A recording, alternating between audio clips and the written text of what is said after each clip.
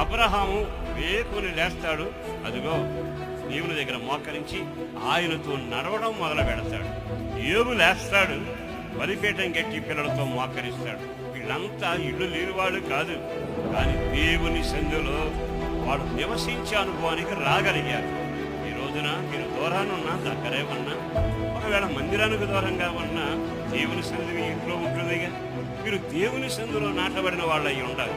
అందుకే దావీదు అంటాడు, నేను నా మందిర ఆవరణలో నాటబడిన మొక్కను.